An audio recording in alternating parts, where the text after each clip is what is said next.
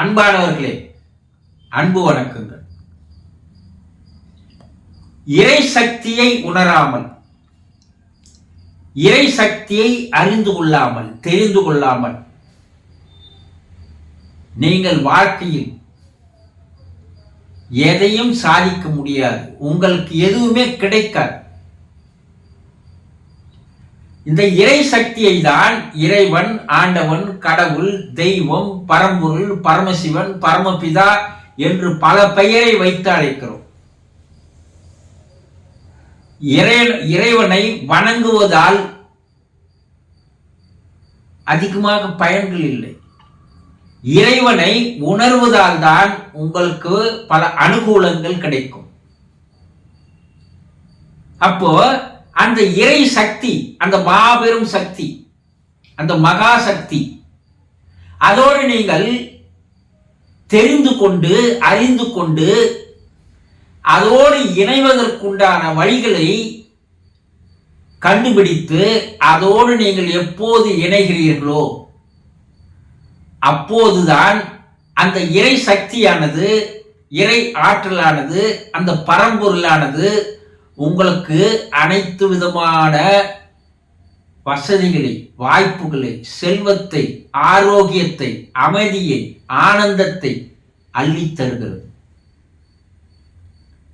காந்தத்தோடு இரும்பு போய் சேர்ந்தால் அந்த இரும்பு காந்தமாவது போல நீங்கள் அந்த இறை சக்தியோடு, அந்த பரம்பொருளோடு நீங்கள் போய் சேரும்போதுதான் அந்த சக்தி உங்களுக்குள்ளும் அதிகரிக்க ஆரம்பிக்கிறது. ஒரு சிலர் எந்த நேரமும் அந்த சக்தியை நினைத்தபடியே இருப்பார்கள். முருகனை வணங்கினால் முருகா முருகா முருகா முருகா என்று ஒரு நாளைக்கு ஆயிரக்கணக்கான முறை கூறுவார்கள். அந்த நினைவு இறை சக்தியோடு சேர்வதற்குண்டான ஒரு வழிமுறை அது. காலையில் இறைவனை வணங்குவது, மாலையில் வணங்குவது, இல்லை எப்போ நமக்கு நேரம் கிடைக்குதோ வெள்ளிக்கிழமான கோயிலுக்கு போவது, இறைவனை வணங்குவது. இதனால் நீங்கள் இறை சக்தியோடு சேர முடியாது. இறை சக்தியும் உங்களோடு வந்து சேராது.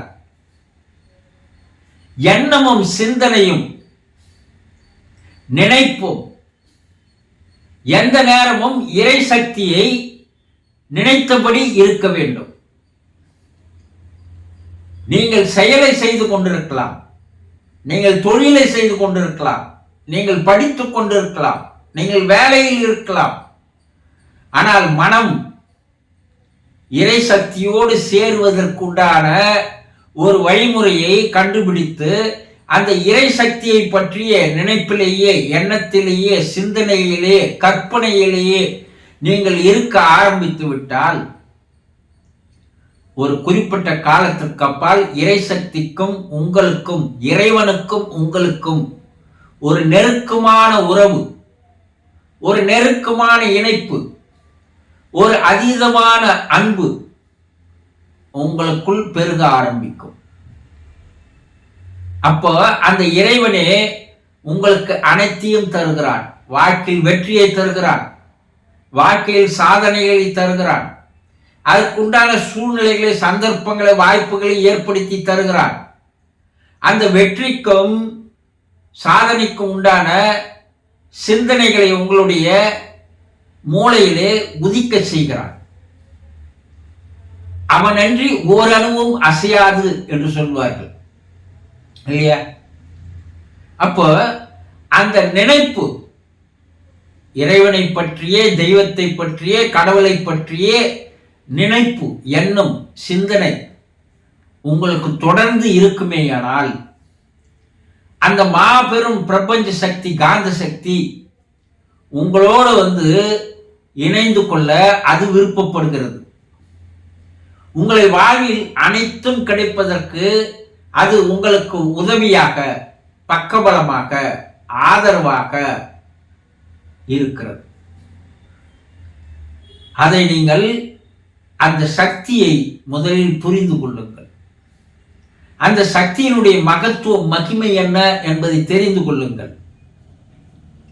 பிரபஞ்சம் உங்களுக்கு அனைத்தையும் தர தயாராக இருக்கிறது. அது கூவி கூவி அழைக்கிறது. ஆனால் அந்த சத்தம், அந்த குரல் உங்கள் காதுகளுக்கு கேட்கவில்லை. காரணம், அந்த சக்தியை நீங்கள் புரிந்து கொள்ளவில்லை, தெரிந்து கொள்ளவில்லை, அறிந்து கொள்வதில் ஆர்வமும் காட்டுவதில்லை. ஆக இறை சக்தியை நீங்கள் தெரிந்து கொண்டால், இறை சக்தியோடு நீங்கள் சேர்ந்து விட்டால், உங்கள் வாழ்வில் அனைத்தும் உங்களுக்கு கிடைக்கும் என்பதில் எந்த விதமான சந்தேகமும் இல்லை. சந்தோஷம்.